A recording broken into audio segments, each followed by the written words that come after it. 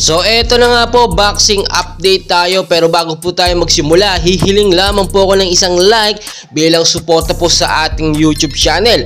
So tatlong elite fighters po ng Manny Pacquiao promotion ang lalaban nga po ngayong darating na Nobyembre at Disyembre. Big fights po ito na dapat nating abangan at hindi palagpasin. Unang lalaban po ang ating kababayan ngayong Nobyembre, si Jerwin Ancalas kontra nga po dito sa Hapon na fighter na si Takuma Inoue. At sa undercard fight naman, si Sultan laban dito sa Japanese fighter.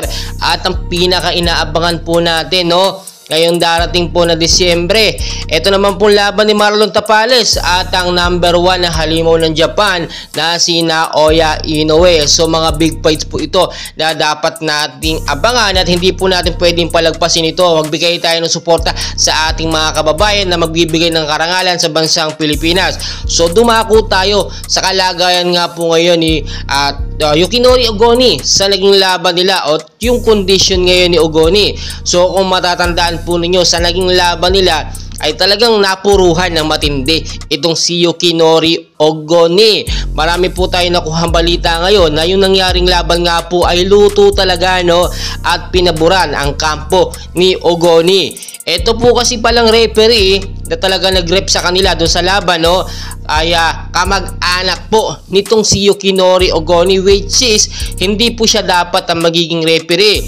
Pero biglang pasok at nagkaroon ng alam naman natin under the table na bayaran. Kaya ang nangyari dito, pumasok po itong Japanese referee, which is kamag-anak nga daw po itong si Yukinori Ogoni. And as of now, talagang nagpapagaling pa sa tinamong headbutt nga daw po itong si Yukinori Ogoni sa ospital.